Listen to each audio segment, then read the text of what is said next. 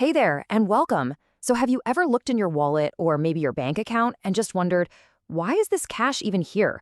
Why don't I just invest every last penny and make a profit?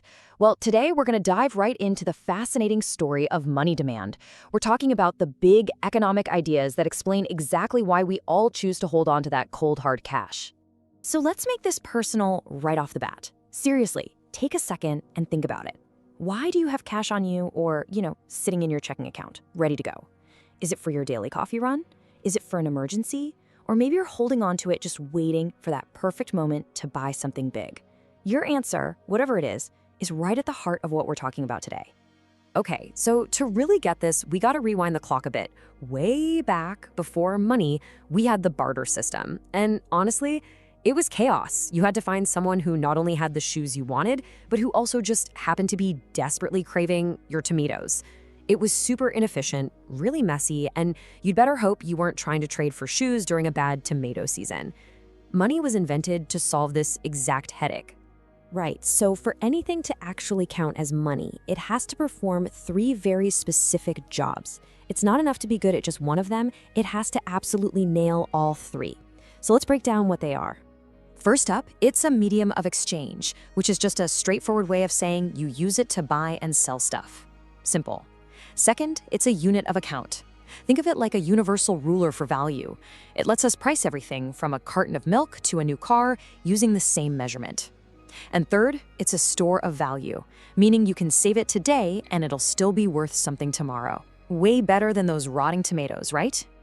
So now let's get into our first major theory, the first big building block in our story. This one comes from a classical economist named Irving Fisher, and he had a very, very direct idea about why we hold on to money. For Fisher, it was all about one thing: transactions. The one and only reason you demand money, he said, is to make it easier to buy and sell goods and services.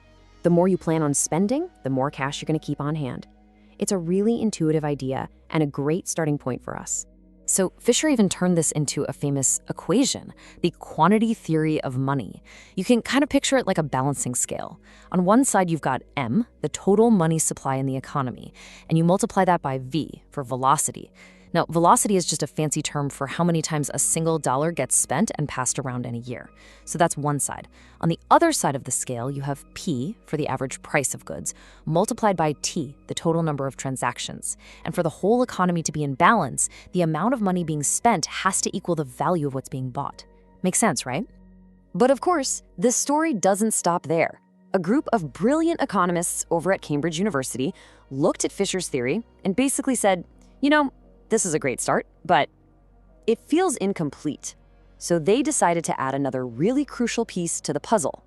And this slide really lays out how the thinking evolved. Fisher was focused purely on that transaction motive. The Cambridge school said, yeah, we agree, that's super important, but there's a second reason we hold cash. They called it the precautionary motive. This is your just-in-case money, the cash you keep for the unexpected stuff, like a sudden car repair or a medical bill that comes out of nowhere.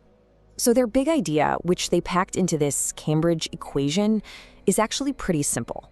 They argued that people tend to hold a certain fraction of their total income in cash for that rainy day.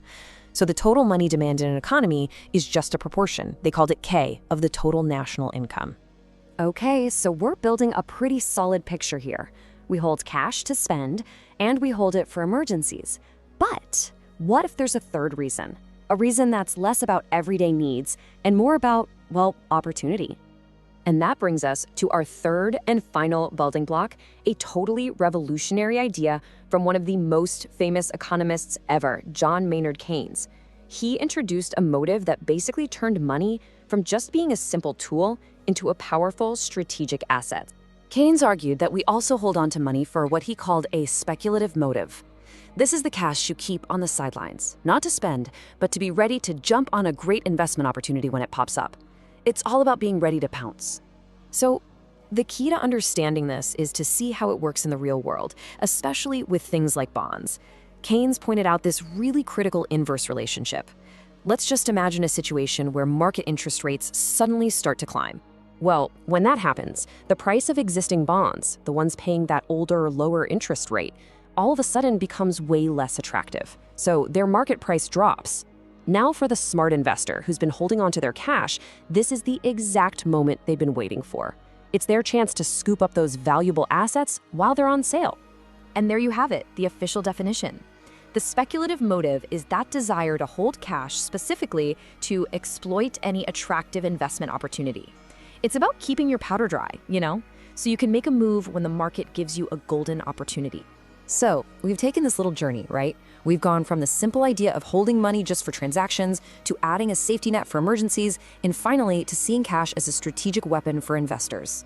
Now let's tie it all together and see why it actually matters in the real world. So why does all this matter? Well, because understanding why we, as a collective, demand money for all three of these reasons is absolutely fundamental to running an entire economy. Central banks use these exact principles to decide where to set interest rates. For example, if they see that people are hoarding cash out of fear, that's a sign of high precautionary and speculative demand, they might lower rates to encourage everyone to spend or invest that cash instead. This is basically the engine room of modern economics. And that brings us to one last thought. Fisher, the Cambridge School, Keynes, they built this whole framework in a world of physical cash and much slower markets. But now, we live in an age of crypto, digital wallets, and instant payments. So my question to you is, what do you think the next motive for holding money will be? What's the fourth building block in the story of money demand? Thanks so much for joining us.